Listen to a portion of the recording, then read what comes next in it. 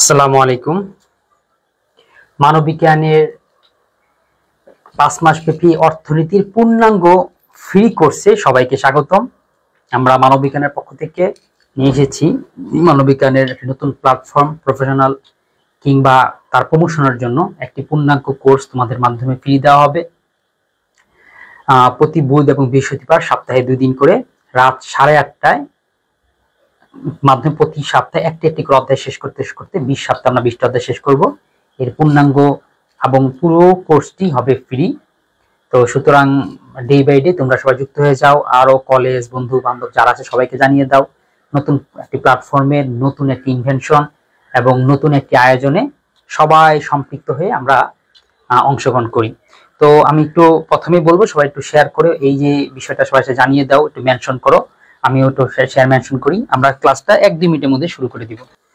কেউ ক্লাসে উপস্থিত হওয়া মাত্রই একটু নক দিবে।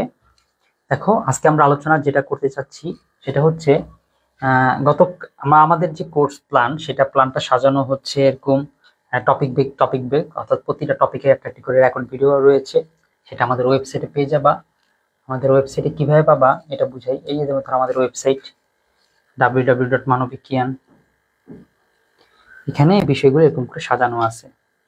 এরকম গেলেই কোর্সগুলো এভাবে করে পাবা। আচ্ছা, যাই হোক, গতকাল ক্লাসে আমরা এমসিকিউ সমাধান করেছিলাম, অর্থাৎ বাছাই করা কিছু এমসিকিউ, সেগুলো সমাধান করেছিলাম। এই বেসিক আলোচনা এখানে করিনি, পরবর্তী ক্লাসগুলোতে আমরা বেসিক আলোচনা করব। এই দেখো, বাছাই করা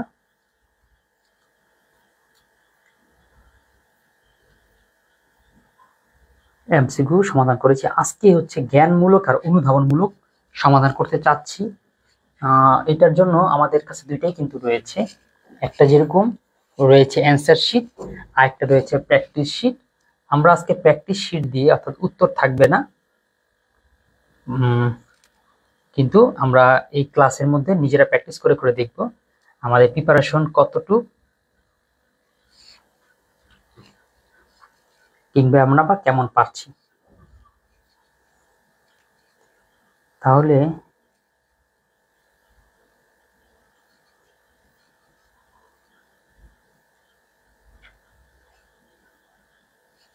হ্যাঁ, তো শুরু করে দেই। এই জ্ঞানমূলক আছে, জ্ঞানমূলক অনুধাবনী সমাধান করার এমসিকিউ সমাধান করবো না। এমসিকিউ সমাধান করলে তোমরা অনেকেই থাকো, তোমাদের সুবিধা হয়, উত্তরগুলো দাও, কমেন্ট আসে, নিজেরা নিজেরা চর্চা করো। কিন্তু জ্ঞানমূলক আসলে এই সমাধানটা হয় না। কিন্তু এটা না হওয়ার কারণে কেউ হয়তো এটা সমাধান করেও না। আমাদের মূল লক্ষ্য হচ্ছে স্টুডেন্টদেরকে পারানো, তারা যাতে পারে, এটা যেহেতু মূল লক্ষ্য। সেক্ষেত্রে কে করলা বা কতজন হলো সেটা আমাদের দেখার বিষয় না, আমাদের বিষয় হচ্ছে সমাধান করানো। তাহলে চলো আমরা একটা করে সমাধান করি। অভাব কি? অভাব হচ্ছে মানুষের অফুরন্ত চাহিদা, অর্থাৎ কোনো কিছু বা পাওয়ার ইচ্ছা, কোনো দ্রব্য বা সেবা পাওয়ার ইচ্ছাকে, অফুরন্ত পাওয়ার ইচ্ছাকে কোনো কিভাবে লিখতে পারি? দেখো, এমনিতে আমরা কত সহজভাবে সাধারণভাবে পারি, যখন প্রশ্ন আসে তখন মনে হয় পারছি না। তাহলে কি হতে পারে? কোনো দ্রব্য বা সেবা অফুরন্ত পাওয়ার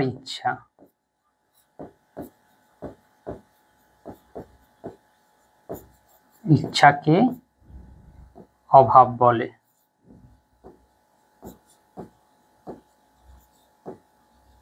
হ্যাঁ, এরপরে দুষ্প্রাপ্যতা বলতে কি বোঝো?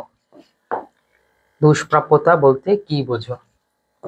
দুষ্প্রাপ্যতা বলতে বুঝাবে, কে আছে? শরীফ হোসেন চলে আসছো। শরীফ হোসেনের কি অর্থনীতি আছে?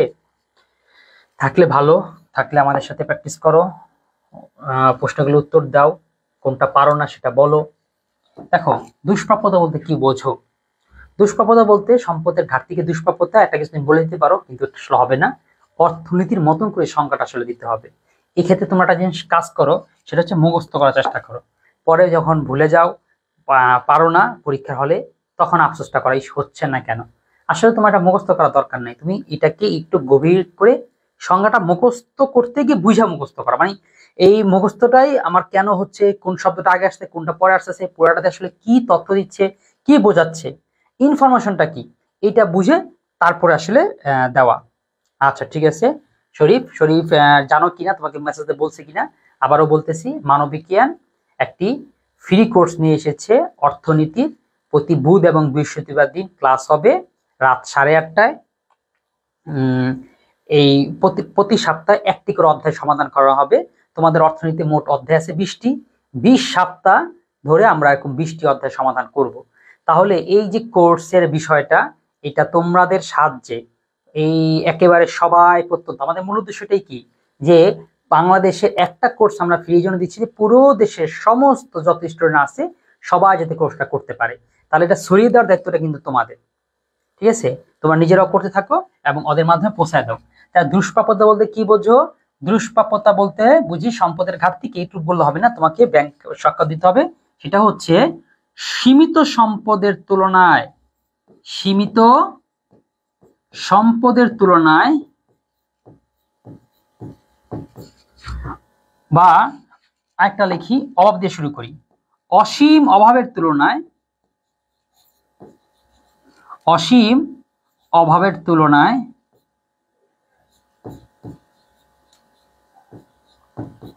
তুলনায় সম্পদের সীমাবদ্ধতাকেই দুষ্প্রাপ্যতা বলে।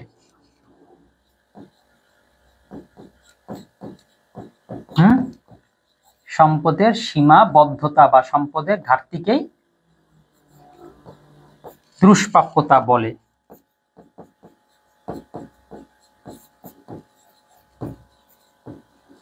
ওকে, আচ্ছা ফারহা চলে আসছো। ওকে ফারহা, ওয়ালাইকুম আসসালাম। ফারহা মানে প্রবাল পিকচার, সে আগেরটা নিয়ে আসছো। এবার দেখো, অর্থনীতি নির্বাচন বলতে কি বোঝে? অর্থনীতিতে নির্বাচন বলতে বুঝাবা তুমি, তুমি তো এক কথা বলে দিবা, নির্বাচন বলতে কি বুঝি? নির্বাচন বলতে বুঝি হচ্ছে অভাবের মধ্যে থেকে কোন একটা অভাবকে সিলেকশন করা। না, আগের একটা একটু ক্লু দিয়ে রাখতে হবে, অভাব মধ্যে থেকে তুমি কেন একটা অভাব সিলেকশন করবা, এর মূল কারণটা কি, এটা ওইভাবে দিতে পারো যে অভাব অসীম হওয়ার তরুণ, বা অভাব বা অসীম অভাবের বিপরীতে সীমিত সম্পদ দিয়ে যে বিকল্প তুলনা করতে হয়, কিংবা অসীম অভাব বা সম্পদের সীমাবদ্ধতার ফলে অভাবকে, যে কোনো একটি অভাবকে নির্বাচন করে পূরণ করতে হয়, তাকেই কি বলে অর্থনীতি ভাষায়? নির্বাচন বলে। তার মানে আরেকটু বোঝার চেষ্টা করি, যে অসীম অভাবের বা সীমিত সম্পদ দিয়ে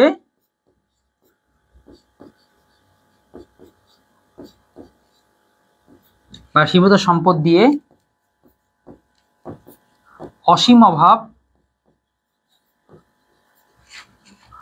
পূরণে, সীমিত সম্পদ অসীম অভাব পূরণে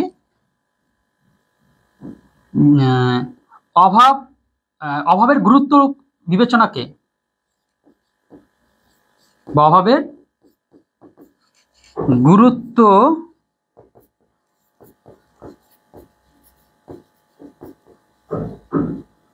বিবেচনাকে নির্বাচন বলে। অর্থাৎ অনেক অভাবের মধ্যে তোমাকে বিবেচনা করতে হয়, গুরুত্ব দিতে হয় কোনটা অভাব আগে, এটাকে একটা নির্বাচন বলতে পারে। তোমাকে এইভাবে সংজ্ঞা লিখতে হবে এমন না, তুমি যেই ধরনের সংজ্ঞা পারো তার মধ্যে সেটা লিখলেও চলবে। আচ্ছা দেখ, আমার দুষ্প্রাপ্য নির্বাচন দুইটাই বলছি, এই জন্য এখানে আর কিছু পড়ার নাই। এবার আসে উৎপাদন সমাররেখা। উৎপাদন সমাররেখা কি? যেই রেখার সাহায্যে কোন বিন্দুতে কতটুকু উৎপাদন সম্ভব তা দেখানো হয়, তাই উৎপাদন সম্ভাবনা রেখা। মাহাদি চলে আসছো, রাফসান রাহি, তারপরে ইজাবলা রহমান, ইসাবেলা। আচ্ছা ঠিক আছে, ধন্যবাদ তোমাদেরকে মেনশন করার জন্য। তাহলে উৎপাদন সম্ভাবনা রেখা কি? আচ্ছা আমি বলতেছি, আলোচনা করতেছি, তোমরা বুঝতে পারলে তো বুঝবে, না বুঝতে পারলে অবশ্যই একটু কমেন্ট করবে, 5 নাম্বার 3 নাম্বার 6 নাম্বার, স্যার কোনটা বুঝাচ্ছেন কোনটা পড়াচ্ছেন, এইভাবে করে একটু বোঝানোর চেষ্টা করবা। তোমাদেরকে মূলত আজকে আমরা চাচ্ছি এরকম করে, আমাদের ক্লাসগুলোর কিন্তু সিস্টেমটা হচ্ছে রেকর্ড ক্লাসে বেসিক থাকবে। তাহলে বেসিক সমাধান, বেসিক করলে হয় না, কারণ কি বেসিকের পরেও আমাদের কি হয়, একটু প্র্যাকটিস করতে হয়, না হলে কি হয় পরীক্ষা হলে ঠিক আসলে মনে থাকে না, মনে হয় অনেক পড়েছি, পারি, কিন্তু ঠিক জায়গা মতন আসলে পারি না, ওইটার জন্য প্র্যাকটিস করতে হয়। এখন প্র্যাকটিস 3 জিনিস: সৃজনশীল, জ্ঞানমূলক, অনুধাবন, এমসিকিউ। তো সৃজনশীলটা আমরা মূলত ওই বেসিকের সাথেই শেষ করে দিই, কারণ একটা বেসিক পড়ানোর সময় ওই বেসিক থেকে কেমন সৃজনশীল আসে আর সেটাকে কিভাবে সমাধান করতে হবে, এটা ওই নগদ নগদ করলে লোহা গরম থাকতে থাকতেই বাড়ি দিলেই ওটা ঠান্ডা বানিয়ে বেঁকা যায় বা ওটা কাজে লাগে। শুধু বাকি থাকতেছে এমসিকিউ আর জ্ঞানমূলক অনুধাবন। তো এমসিকিউর জন্য একদিন ক্লাস হবে, আর জ্ঞানমূলক আর অনুধাবনের জন্য একদিন ক্লাস হবে। তো গতকালকে ক্লাসে এমসিকিউ ক্লাস হয়েছে, মনে রাখবা বুধবার এমসিকিউ লাইভ আর বৃহস্পতিবার জ্ঞানমূলক অনুধাবনমূলক লাইভ। এখন জ্ঞানমূলক অনুধাবন সব পড়তে হয় না, সবচেয়ে বেশি ভালো হয় তোমরা যারা কোর্সে যুক্ত হয়ে গেছো বা হোয়াটসঅ্যাপ গ্রুপে আসো, যখন সামনে আস্তে আস্তে অভ্যস্ত হয়ে যাবা তখন কি করবা, নির্দিষ্ট কয়েকটা মার্ক করে দিবা যে স্যার এই এই নাম্বারিং গুলো একটু বুঝাই দিয়ে, তাহলে আমাদের সব পড়তে হচ্ছে না, ওই মার্কিং করাগুলো কয়েকটা পড়লেই আমাদের পুরো পড়াটা হয়ে যাচ্ছে। এখন দেখো উৎপাদন সমানরেখা কি। এখন উৎপাদন সমানরেখার সঙ্গে আমি জানি না, ঠিক আছে, আমি কি জানি, আমি হচ্ছে উৎপাদন সমানরেখা চিনি, চিনা অনুযায়ী আমি এখন একটা সংজ্ঞা বানাবো। কি বানাবো, যে রেখা দ্বারা উৎপাদনের বিভিন্ন সম্ভাবনা দেখা বোঝানো যায় তাই উৎপাদন সমানরেখা। আমার সংজ্ঞাটা মোটামুটি হয়ে গেছে, কিন্তু অর্থনীতির ভাষাটা যুক্ত করতে গেলে আমাকে আরো কিছু করতে হবে। সেটা কি, অর্থনীতি ভাষা যুক্ত করতে গেলে আমাকে আরো কয়েকটা যুক্ত করতে হবে, এরকম যে যেই রেখার দ্বারা কয়েকটি দ্রব্যের সংমিশ্রণের বা কয়েকটি বিপরীতে বা কয়েকটি দ্রব্যের সংমিশ্রণে যে উৎপাদন দেখানো সম্ভব বা কোন মিশ্রণে কতটুকু উৎপাদন করা সম্ভব দেখানো হয় তাই উৎপাদন সম্ভাবনা রেখা। তার মানে আগের ঠার থেকে এখন আমার বাকিটুকু কি যুক্ত হইলো, ওই যে দুটি বা ততোধিক দ্রব্যের সংমিশ্রণ, এটা খালি যুক্ত করলাম। তার মানে বাকি উত্তরটা কিন্তু প্রশ্নটার মধ্যেই আছে, যে রেখা উৎপাদনের সম্ভাবনা দেখায় তাই উৎপাদন সম্ভাবনা রেখা। শুধু তুমি মাঝখান দিয়ে ওই দুইটা বস্তুর সংমিশ্রণ বা দুটি দ্রব্যের মিশ্রণ বোঝানো হয়। তাহলে সংজ্ঞাগুলো বেশি বেশি এভাবে করে পড়া রাখার চেষ্টা করবা। এরপর পিভিসি পুনরূপ কি, পিভিসি পুনরূপ এগুলো মুখস্থ, এটা জ্ঞানমূলক, একদম সলিড জ্ঞানমূলক, এখানে বুঝার কিছু নাই। এই সেটা হচ্ছে পিতে হচ্ছে প্রোডাক্ট, আর একটা হচ্ছে পিতে পসিবিলিটি মানে সম্ভাবনা, আর সিতে হচ্ছে কার্ভ। তারপরে মৌলিক অর্থনৈতিক সমস্যা কি, মৌলিক অর্থনৈতিক সমস্যা হচ্ছে কি উৎপাদন স্যামুয়েলসন বলেন মৌলিক অর্থনৈতিক সমস্যা হচ্ছে কি উৎপাদন করা হবে, কার জন্য কি উৎপাদন করা হবে, কার জন্য উৎপাদন করা হবে, কিভাবে উৎপাদন করা হবে। হ্যাঁ, এই সমস্যাটাই হচ্ছে অর্থনীতির মৌলিক সমস্যা।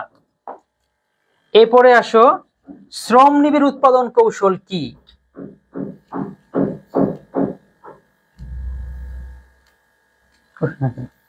হ্যাঁ, শ্রম নিবিড় উৎপাদন কৌশল কি, উৎপাদনের ক্ষেত্রে যেখানে শ্রমকে বেশি প্রাধান্য দেওয়া হয় মূলধনের তুলনায় তাই হচ্ছে শ্রম নিবিড় উৎপাদন কৌশল।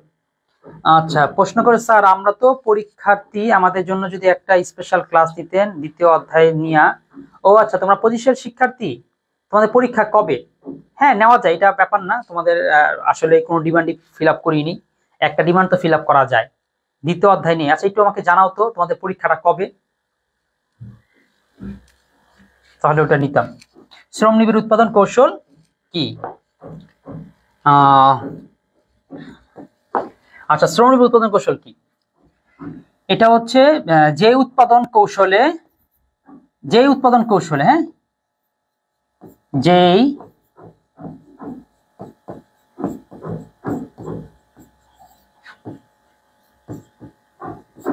উৎপাদন কৌশলে মূলধন থেকে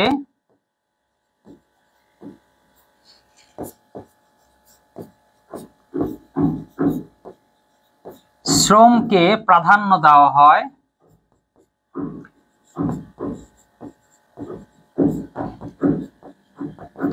বেশি, তাকে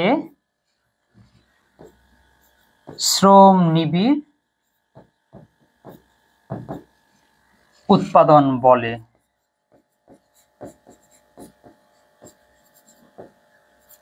ইয়েস, হইল 19 তারিখ, আজকে 14 তারিখ। আচ্ছা ইনশাল্লাহ, ওকে ওকে, তাহলে আমি একটা কথা দিয়ে দিচ্ছি, কষ্ট হবে, কারণ এটা তোমার ফিক্সড ছিল না, আমার আরো অন্যান্য সবগুলোর মধ্যে এখানে আবার নতুন কেটে সময় বের করতে হবে, কিন্তু দিব। আচ্ছা, বস্তু শ্রম নিবিড় মানে কি? আচ্ছা ঠিক আছে, তাহলে উৎপাদন, ঠিক আছে, তাহলে মানে তোমাকে প্রশ্ন তো করছই, একটু আমাদের বেসিক ক্লাসগুলো দেখে ফেলবা, সামনে থেকে এটা করব, যে বেসিক ক্লাস দেখার পরে তারপরে হচ্ছে এই ক্লাসগুলো করবে, তাহলে কি হবে, তুমি প্রশ্ন উত্তরগুলো সেখানে পেয়ে যাবা। এরপরে যদি না বুঝে থাকো তাহলে এখানে করলে জিনিসটা ক্লিয়ার হবে। আচ্ছা যাক, এখানে বেসিক যেহেতু করতে পারোনি, আমি এখানে বুঝাই দিচ্ছি, তোমার বেসিকের দিকে যাও, বেসিক থেকে তোমার দেখাই। এই দেখো, অর্থনীতির মৌলিক সমস্যা তিনটা কথা বলছে। তিনটা কি কি? কি উৎপাদন করা হবে, কিভাবে উৎপাদন করা হবে, কার জন্য উৎপাদন করা হবে। এখন এই কিভাবে উৎপাদন করা বলতে আসলে কি বুঝাচ্ছে? বুঝাচ্ছে, আচ্ছা আমাদের অর্থনীতিতে তো অনেক সমস্যা, কি এর মধ্যে একটা সমস্যা হচ্ছে কি, আমি কি উৎপাদন করে বুঝি না। আচ্ছা ঠিক আছে, বুঝলাম কি উৎপাদন করবো, তারপরে উৎপাদনটা কিভাবে করব, কারণ শ্রম দিয়ে যদি বেশি করতে যাই তাহলে আমার শ্রমিক বেশি লাগবে, 1000 টাকা কম লাগবে। আরেকটা জিনিস যদি মানুষ, কিন্তু মানুষ নিয়ে করলে অনেক ঝামেলা, ভুল হয়, আন্দোলন করে, তাহলে কি দিয়ে করব, মেশিন দিয়ে করব, কিন্তু মেশিন দিয়ে করতে গেলে অনেক টাকা লাগে, মেশিনটা কিনতে হয়, মূলধন নির্ভর হয়। তাহলে আমি আমার অর্থনীতি উৎপাদন করাটা দুই ভাগে যে কোনো এক ভাগে করতে পারতে হয়, কি শ্রম নিবিড় অথবা মূলধন নিবিড়, শ্রম নির্ভর অথবা মূলধন নির্ভর। এখানে নিবিড়ের অর্থটা দ্বারা করা হচ্ছে নির্ভর। তাহলে কিভাবে উৎপাদন করব, এই যে কোন উৎপাদন কৌশল ব্যবহার করা হবে তা নির্ধারণ করা হয়। এই যে একটা হচ্ছে শ্রম নিবিড়, মূলধন নিবিড়। শ্রম নিবিড় কি জিনিস? অধিক শ্রম, শ্রম নিবিড় হচ্ছে অধিক শ্রম কম মূলধন, কম শ্রম অধিক মূলধনকে মূলধন নিবিড় বলে। যেমন মনে করো কৃষিতে যেটা, সেটা শ্রম নিবিড়, কারণ এখানে শ্রমটা বেশি দেওয়া লাগে, মেশিন কম ব্যবহার করা হয়, ট্রাক্টর টুক্টর যাই ব্যবহার করা হয় এটা কিন্তু কম, বেশি শ্রমটা দিতে হয়। আর গার্মেন্টসও না, ধরো শিল্প কারখানায় এখানে মেশিনই বেশি, শ্রম কম লাগে, এই হচ্ছে শ্রম নিবিড়।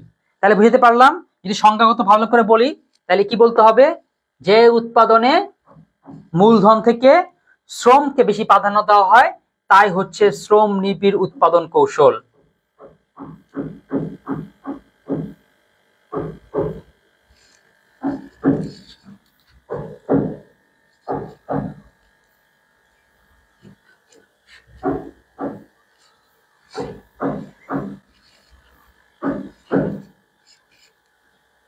হ্যাঁ, এবার আসো অর্থনৈতিক ব্যবস্থা সমূহের অর্থনৈতিক সমস্যার সমাধান। আচ্ছা, একটা প্রশ্ন আসছে, দাম প্রক্রিয়া, প্রশ্নটা গুরুত্বপূর্ণ বটে, স্টার চিহ্ন দেওয়া।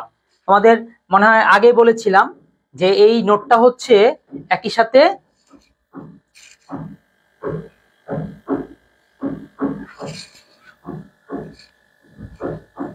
এই যে একই সাথে মূল বই, গাইড, সাপ্লিমেন্ট, টেস্ট পেপার সবকিছুর কম্বাইন। এই জন্য খুব সময় লাগতেছে, প্রতি সপ্তাহে একটা একটা করে নোট বানাচ্ছি। এই জন্য 20 সপ্তাহ লাগবে, 20 সপ্তাহ 20টা নোট হবে। আপাতত আমাদের 2টা হয়েছে, বাংলা প্রথম পত্রের একটা, সেকেন্ড পেপারের একটা হয়েছে।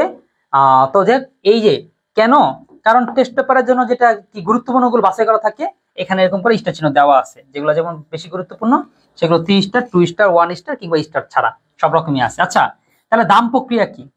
দাম প্রক্রিয়া হচ্ছে যেই প্রক্রিয়ায় স্বয়ংক্রিয়ভাবে দাম নির্ধারিত হয়ে যায় তাই হচ্ছে দাম প্রক্রিয়া। তাই দাম প্রক্রিয়া কি? যে প্রক্রিয়ায় স্বয়ংক্রিয়ভাবে দাম নির্ধারিত হয়। আচ্ছা, স্বয়ংক্রিয় দাম কিভাবে নির্ধারিত হয়? দেখো, একটা জিনিসের মধ্যে না মানুষকে বলতে হয় না, ধরো একটা কৃষক, সে মনে করো ক্ষেতের মধ্যে অনেকগুলো মিষ্টি কুমড়া উৎপাদন করেছে, এখন এই মিষ্টি কুমড়ার দামটা সে কত করে ধরবে, সে কিভাবে বের করবে বলতো? সিস্টেমটা কি? সে প্রথম চিন্তা করবে আমার চালান কত, আমি কত টাকা ইনভেস্ট হয়েছে, কত টাকা হইলে আমার লাভ হবে, আবার লাভটা তো 1 টাকাও লাভ করা যায়, 10 পয়সাও লাভ করা যায়, কত পয়সা লাভ হলে আমি আবার 1 বার 2 মাস চলতে পারবো, আবার নতুন সার্ভিস কিনতে পারবো। এখন এই লাভটা খুব বেশি, ধরো সে এখন একটা মিষ্টি কোনার দাম 150 টাকা করে ধরলো, সে দেখলো 150 টাকা যদি ধরি মানুষ কিনবে না, না যদি কিনে আমার মিষ্টি কুমড়া আমার খেতেই পচবে, তাহলে আবার তার চেয়ে বেশি লস হবে। কত হইলে পরে আমারও থাকে তারও থাকে, সেও নেয় আমারও লস না হয়, এমন করে দুইজনে বিবেচনা করে কিন্তু একটা দাম নিশ্চিত হয়েই যায়।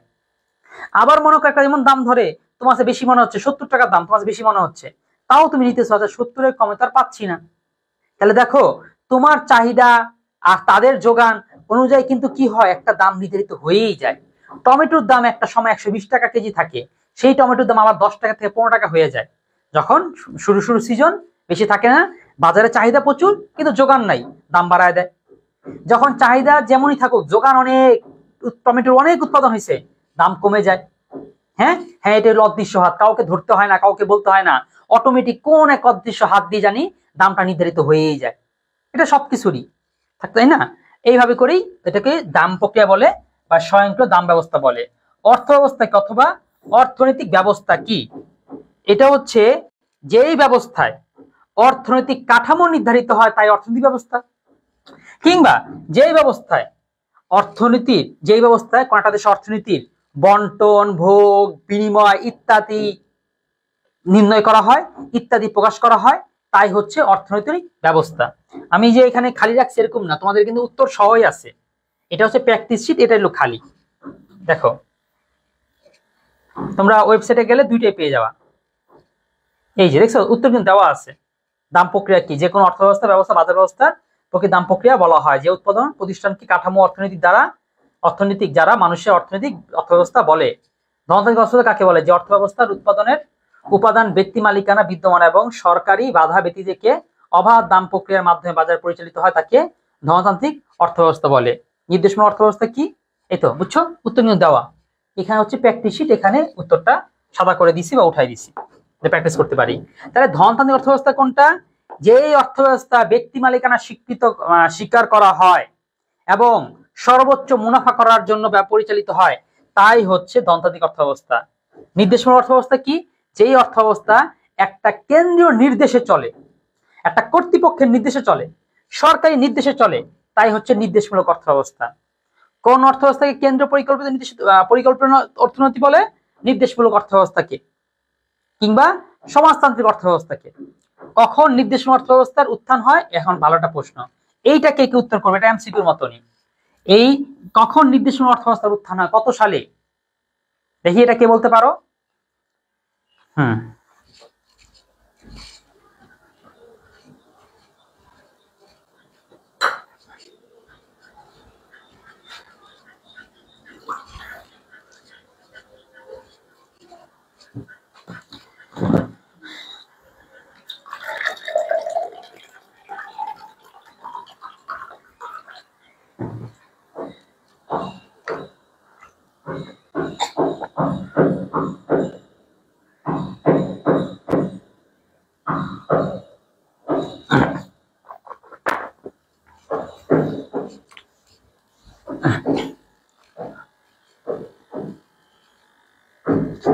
আচ্ছা স্যার, আপনার এই নোটটা ভালোভাবে পড়লে ইনশাল্লাহ সবকিছু ভালোভাবে কমন পাবো, তাই না? এখন এখানে আমার জিজ্ঞাসা করলে তো আমি বলবো পাবাই, এখানে আমার জিজ্ঞাসা করার কিছু নাই। ঠিক আছে, এটা হইতেছে যদি কমন না পাও তাহলে হইতেছে প্রথম যে কদিন মানে নিবা, নিয়ে পড়বা, পড়তে পড়তে যখন মনে হবে আসলে কমন পাইনি তখন ফেরত দিয়ে দিবা, টাকা ফেরত নিয়ে যাবা। ঠিক আছে, ওকে। সুতরাং আমি এতটুকু বলতে পারি, এর বেশি বলতে পারবো না। অর্থাৎ এটা বই যখন বের হবে তখন আমি এই গ্যারান্টি দিয়ে, রকমারি থেকে এই গ্যারান্টি দিয়ে বিক্রি করব যে বইটা নেওয়ার পরেও ফেরতযোগ্য। অর্থাৎ বই নিয়ে নেওয়ার পরেও যদি দেখে যে আমি ভুল করে নিয়ে ফেলছিলাম কিন্তু পরে জানতে পারছি, আমার এক বন্ধুর কাছে দেখেছি, বান্ধবীর কাছে দেখছি, অমুক জায়গায় দেখেছি যে এর থেকেও কমন বা সাজানো গুছানো কিংবা হচ্ছে কমপ্রেস ব্যাকের মধ্যে সব এরকম বই ছিল, আমি জানতে পারি না, ভুল করে আপনি এটা কিনে ফেলছি, এখন ফেরত দিয়ে দিতে চাই, তখনও ফেরত দিয়ে দিতে পারবা। ঠিক আছে, ওকে। কখন নির্দেশমূলক অর্থব্যবস্থার উত্থান হয়? কখন? 1930 না, 1930 না, ভুল করছো কেউ, তাহলে পারো নাই। এইটা হয় হচ্ছে 1917 সালে। 1917 সালে রাশিয়াতে রুশ বিপ্লব হয়। আর এই রুশ বিপ্লবেই কি হয়? এই ঘটনাটা ঘটে, রুশ বিপ্লব, বলশেবিক বিপ্লব। ঠিক আছে, রুশ বিপ্লব, বলশেবিক বিপ্লবে এই ঘটনা ঘটে পাওয়া যায়, নির্দেশমূলক অর্থব্যবস্থার উত্থান হয়। হ্যাঁ, 1930 সাল তো অনেক পরে, 1930 সাল মোটামুটি এটা ভেঙে যায়, শেষ হয়ে যায়। দেখো এই যে ব্যবস্থাপনা, নির্দেশমূলক অর্থব্যবস্থা বা সমাজতন্ত্র অর্থব্যবস্থা, এটা এসেছিল 1885-তে। একজন লোক নাম কি? Karl Marx. নাম হচ্ছে কার্ল মার্কস। সে একটা বই লিখেছিল দা ক্যাপিটাল। কি লিখছিল বই? দা ক্যাপিটাল। সে বইয়ের মধ্যে সে দেখিয়েছিল আচ্ছা এরকম একটা অর্থব্যবস্থা কেমন হয় যেখানে সব সরকার নিয়ন্ত্রণ করবে, সবাইকে সরকারকে বন্টন করে দিয়ে দিবে, তাহলে তো কোনো সমাজের মধ্যে জুলুম অত্যাচার থাকবে না। এই ব্যবস্থাপনাটাই, এই আদর্শটাই বাস্তবায়ন করেছিল 1917 সালে বিপ্লবের মাধ্যমে। ঠিক আছে? সেইটাকে যেমন আমাদেরও 2000 কত সাল, এখন তো আন্দোলন হলো 23 সালে 2023 সালে আগস্টের 6 তারিখে একটা বই লিখেছিল ফরহাদ মজহার। সে দেখাইছিল এরকম এরকম এরকম একটা দেশে সরকার যদি এরকম এরকম করে অন্যায় করে, তারপর তার প্রতি মানুষের ক্ষোভ বাড়তে বাড়তে একটা সময় মানুষ বিতৃষ্ণা হয়ে সেই সরকারের পতনে মানে সুন্দর একটা সিস্টেম দেখাইছে। তার এই বই পড়েছিল মাহফুজ আলম, তারপর আর অনেকে পড়েছে। দেখো এই মাহফুজরা কিন্তু বিপ্লব ঘটাই দিছে, ঘটাবে কিন্তু সরকারকে পতন ঘটাইছে। তার মানে বই কিন্তু আগে লেখা হয়েছে 1 বছর আগে ফরহাদ মজহার। তার সেই বই পড়েই পরবর্তীতে বিপ্লব ঘটাইছে। এরকম পৃথিবীতে হয় যে কেউ একটা স্বপ্ন দেখায়, এই স্বপ্নটা পরবর্তীতে কেউ একজন বাস্তবায়ন করে। তাহলে এই সমাজতন্ত্রটা স্বপ্ন দেখিয়েছিল কার্ল মার্কস তার দ্য ক্যাপিটাল বইয়ের মধ্যে, এটা বাস্তবায়ন করেছিল লেনিন। হ্যাঁ, কিভাবে? একটা রাজনৈতিক দল খুলে, দলের নাম বলশেবিক বিপ্লব। বলশের দল, সে দল গঠন করে, মানুষকে বুঝায় দেখো আমাকে ক্ষমতায় আনলে আমি তোমাদেরকে এরকম সমাজতন্ত্র দিব। তো মানুষও ভালো বুঝছে, গরিবরা তো খুশিতে ভোট দিছে, ভালোই তো সমাজতন্ত্র আসলে বা জিতে গেছে। আচ্ছা, মিথ্যা অর্থব্যবস্থা কি? ধনতন্ত্র এবং সমাজতন্ত্রের মিশ্র ব্যবহার হচ্ছে মিশ্র অর্থব্যবস্থা। অর্থাৎ ধনতন্ত্রের ব্যবস্থা, অর্থাৎ যেই অর্থব্যবস্থা ব্যক্তি মালিকানা স্বীকৃত, তবে কেন্দ্রীয় কর্তৃপক্ষ অনেক সময় ব্যবস্থাপনা নিয়ে থাকে, তাই হচ্ছে মিশ্র অর্থব্যবস্থা। অর্থাৎ যে অর্থব্যবস্থার মধ্যে ধনতন্ত্র এবং সমাজতন্ত্রের মিশ্র সহাবস্থান রয়েছে, তাই হচ্ছে মিশ্র অর্থব্যবস্থা। মিশ্র অর্থব্যবস্থা কিভাবে পণ্যের দাম নির্ধারিত হয়? মনে রাখবা, তুমি ধনতন্ত্র যা বলবা, সমাজতন্ত্র যা বলবা, দুটোর মিক্স করে দিলেই মিশ্র অর্থব্যবস্থা আসবে। তুমি বলো দাম নির্ধারিত কিভাবে হয়? ধনতন্ত্রে স্বয়ংক্রিয়ভাবে, আর সমাজতন্ত্রে কেন্দ্রীয় নির্দেশে। এখন দুইটাকে মিক্স করে বলো, কি বলবা? যে মিশ্র অর্থব্যবস্থার দাম কিভাবে পণ্যের দাম নির্ধারিত হয়? এখানে সরকারি নির্দেশনা যেরকম থাকে, পাশাপাশি ব্যক্তি মালিকানা স্বীকৃত, মানে ব্যক্তি জিনিসের দাম নির্ধারণ করে, আবার সরকারও অনেক সময় দাম নির্ধারণ করে দেয়। যেমন আমাদের তোমাদের অনেক কিছুর দাম তো নির্দেশ করছে না, এটা অটোমেটিক, যে যার মতন করে একটা রিস্কওয়ালা যে দাম তোমার থেকে চায়, এটা তুমি আর বিবেচনা করে না, ভাই ওখানে যাবেন, হ্যাঁ যাবো, কতক্ষণ লাগবে, কি লাগবে, কত ভাড়া, একটু বাড়ায় বলছো, কমাই বলছো, বাস নিয়ে নাও। এখানে কেউ নির্ধারণ করে দিয়ে দেয় না। কিন্তু কিছু জায়গায় আবার সরকার নির্ধারণ করে দেয় না, চালের দাম এত হবে, এখন থেকে টমেটোর বেশি বিক্রি করা যাবে না, তরমুজ এই দামে বিক্রি করতে হবে।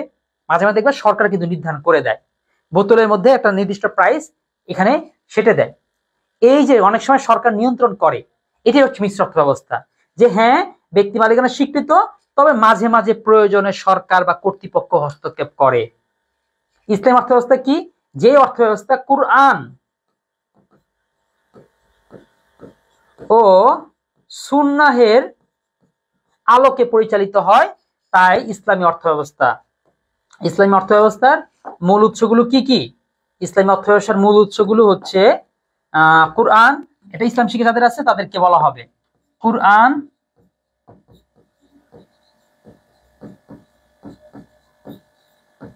হাদিস, ইজমা, কিয়াস। ঠিক আছে, কুরআন, হাদিস, ইজমা, কিয়াস। শেষ, আমরা খুব বেশি আর পড়বো না, যে তোমরা কোশ্চেন করনি। ঠিক আছে, দুইটা কোশ্চেন। ব্যষ্টিক অর্থনীতি কি? সামষ্টিক অর্থনীতি সংজ্ঞা দাও। ব্যষ্টিক অর্থনীতি কি? যেই অর্থনীতি, হ্যাঁ যেই অর্থনীতি বা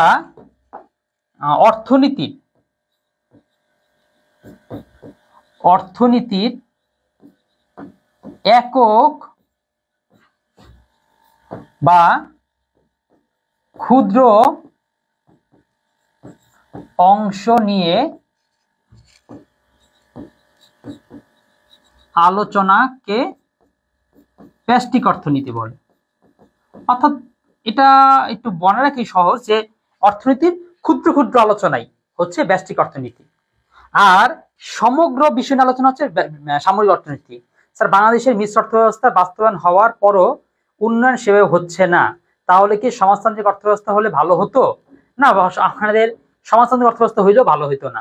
এখানে মূলত বিষয়টা হচ্ছে বাংলাদেশে মানুষকে শাসন করে বাংলাদেশের মানুষরাই। এখানে আমলা টামলা হামলা যা কিছু, এখানে আমরা বাঙালিরাই। আমাদের বাংলাদেশে ওই কানাডা, আমরা কানাডা দেখি জাস্টিন ট্রুডো কত ভদ্রলোক, কি সুন্দর করে সে অফিসে যায়। তারপরে হচ্ছে তার যে মন্ত্রণালয় আছে সেই মন্ত্রণালয়গুলো কত চমৎকার। সেখানের মাত্র 29 জন মন্ত্রী, কিন্তু 29 জন 29টা বিষয় দক্ষ। যে বিজ্ঞান মন্ত্রী সে পরমাণু বিজ্ঞানী। আমাদের বাংলাদেশে কেন হয় না? হবে কোত্থেকে? আমাদের বাংলাদেশের মন্ত্রী তো বাংলাদেশ থেকে নির্ধারিত হবে, নাকি আমাদের মন্ত্রিত্ব হবে কানাডা থেকে? সুতরাং আমাদের দেশে যেই আসুক ওটাই খারাপ হবে। কত ভদ্রলোক নিয়ে আসলাম, কত ভালো লোক আমরা ব্যবহার করলাম ডক্টর মোহাম্মদ ইউনূসকে, কিন্তু ঘুরে ফিরে সব কি সে করবে? সে তো করবে না। ওই বাকি প্রশাসনটা কিন্তু আমাদের লোকেরাই চালাবে। তারা দুর্নীতিবাজ, তারা খারাপ। এই জন্য সুতরাং সমাজতন্ত্র আমাদের দেশে কিছুই হইতো না, এটা একদম কথা, কিছু হইতো না, এবং আরো বিশ্ব বিশৃঙ্খলা হইতো। সমাজতন্ত্র মানে সম্ভবও হইতো না। সমাজতন্ত্রটা প্রতিটা বিষয় সরকারকে নিয়ন্ত্রণ করতে হয়, সরকারকে এত উদার হইতে হয়। তো সরকার এত উদার থেকে হবে? কোনোদিন হইতো না। সেই সরকারকে একেবারে নিরপেক্ষ সরকার হইতো, যে না আমি জনগণকে সবাইকে সমান করে তার জিনিসটা বুঝে দিয়ে আসব। এটা হইতো না বাংলাদেশে। স্যার আমরা বাংলাদেশ যে পরিমাণ অলস, এটা হইলে কেউই কাজ করতেন। হ্যাঁ, এটাই সমাজতন্ত্র রাশিয়া তো বন্ধ হয়ে গেছিল এই জন্যই। যখন তুমি জানবা তুমি বেশি করো আর কম করো পাড়া সমান, তুমি কি লড়াই করবা? তুমি লড়াই করতে চাবা না। তুমি যখন জানো আমি পরিশ্রম করব, আমি বড় মানুষ হব, আমি বৃহৎ মানুষ হব, আমার রেজাল্টের কারণে আমি অনেক ভালো ভার্সিটি চান্স পাবো, অনেক দূরে যাব, তাহলে তুমি পরিশ্রম করেছো, তুমি তো ভালো ভালো জায়গা পাবা, তুমি ভালো পদ পাবা, তুমি ভালো চাকরি পাবা, তুমি ভালো সম্পদ হবে। যে করে না ও এটা কেন পাবে? তোমার তো নিজেরই খারাপ লাগবে। তোমার এটা ভালো লাগতে দেখো, একটা রিক্সাওয়ালার মনে হবে বড় লোকের যে টাকাটা এটা আমার দিয়ে দেয় কত ভালো হইতো। কিন্তু ওই রিক্সাওয়ালা আবার যে লোকটা কাজ করে না, যে পঙ্গু, যে ভিক্ষা করে, ও আবার চায় না যে ওই রিক্সাওয়ালা যে টাকা ও যদি ওর কামাই করে অর্ধেকটা কামাই দিত, ওই রিক্সাওয়ালা চায় না যে না কি অর্ধেকটা ওকে কেন দিব। তো ঠিক ধনী তো চিন্তা করবে যে আমি কষ্ট করে পরিশ্রম করে মেধা দিয়ে আমি যে ইনকাম করেছি আমি এটা একদিন কেন দিব না। এটা হতো না বাংলাদেশে। বাংলাদেশ কেন, পৃথিবীর কোন দেশে চেষ্টা করছে, কোন দেশে হয়নি। এখন চীন একটু আছে, আর 100% আছে যে কিউবাতে। আর কোন দেশে সমাজতন্ত্র নাই। কিউবাতে আছে ওই যে ফিদেল কাস্টে, সে শুরু করেছিল, অনেক লড়াই যুদ্ধ করে করেছিল। তাহলে কাজকে এই পর্যন্ত থাকবে। আসলে আরো ক্লাস বড় করতাম, একেবারে শেষ পর্যন্ত করতাম, আরো অনেকগুলো করাতাম যদি তোমাদের অংশগ্রহণ আরো বেশি থাকতো। যাই হোক, আজকে এই পর্যন্তই। তোমাদের আবার জানিয়ে রাখি, এখন কিন্তু প্রতিদিন 8:30 বাজেই ক্লাস হবে। শনি রবিবার দিন ক্লাস হবে, ও শুক্রবার দিন কিছু হবে না।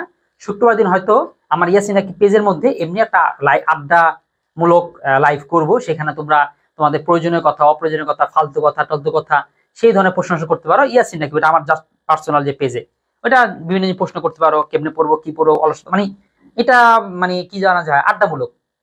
এছাড়া শনি রবি সম্যগণিত বাংলা, ইয়াসিনাকে বাংলা মেন্টর, এই যে ইয়াটা আছে, পেজটা আছে, সেই পেজে বাংলা ক্লাস হবে। শনিবার দিন বাংলা ফার্স্ট পেপার, আর সোম মঙ্গলবার দিন বাংলা সেকেন্ড পেপার। এটাও ফ্রি কোর্স, ঠিক আছে? অনর্গল ভাবে তোমাদের এরকম ফ্রি করা থাকবো। তারপরে হচ্ছে এই যে বুধ আর বৃহস্পতিবার দিন অর্থনীতি, এটাও তো ফ্রি, তো বলেছি বা জানোই।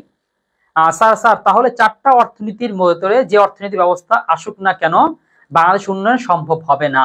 হ্যাঁ, উন্নয়নের এটার অন্য উন্নয়ন উন্নয়ন দেখো, সবার আমলে উন্নয়ন হয়েছে, হাসিনার আমল হয়েছে, এখনো হচ্ছে, সামনেও হতে হবে। উন্নয়ন আসলে বন্ধ থাকে না, উন্নয়ন হয়েছে। কিন্তু বিষয় হচ্ছে যতটুক হওয়ার কথা, আমি যতটুক পাই, আমার সম্পদ যে কেউ চুরি করবে না, না করে পর্যাপ্ত ভাবে আমার উন্নয়নটা আমাকে ফেরত দিবে, এটা হয় কি? এটা হলো প্রশ্ন। না, এটাই হচ্ছে না। কারণ যে যে দায়িত্বটা আছে, যাকে যে জিনিসের দায়িত্ব দেওয়া হয়, সে সেখান থেকে সামান্য একটু সরায়, সে একটু সরায়, পরে যেন একটু সরায়, পরে যেন একটু সরায়, এইভাবে করেই। তো যাই হোক, বাংলাদেশের 4টা অর্থনীতির ভেতরে যে অর্থনীতি ব্যবস্থা আসুক না কেন বাংলাদেশ উন্নয়ন সব না, মিশ্রতে কিছুটা উন্নয়ন সব মিশ্রই হচ্ছে, তাকে এটাই ভালো। পৃথিবী সবাই ওই মিশ্রটাই ব্যবহার করে। আচ্ছা, আছে আর কোনো প্রশ্ন? মাহদি, তারপর ফারহা, আরেকজন কেউ আছো? যাই হোক, প্রশ্ন আছে আর কোনো?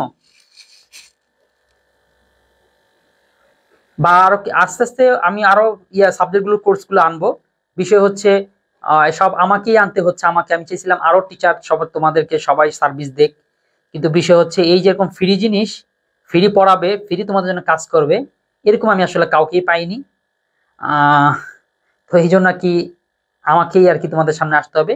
তো সামনে ইসলাম ইতিহাসের কোর্স আনবো এরকমই কোন একটা সময়, ফ্রি এমসিকিউ সিকিউ সমাধান করানো হবে, আর বেসিকের জন্য রেকর্ড টেকর্ড থাকবে। তো পরবর্তী কি কোর্স আনতে পারি সেটা তোমরা জানাই দিও, কোনটা হলে তোমাদের উপকার হয়, কোনটাতে তোমরা ঠিক কতটুকু হেল্প করতে পারবে, সেটা হইলেই সেই অনুযায়ী আমি সেই কোর্সগুলো আনবো। তাহলে আজকে এই পর্যন্ত, হ্যাঁ, আল্লাহ হাফেজ, আসসালামু আলাইকুম।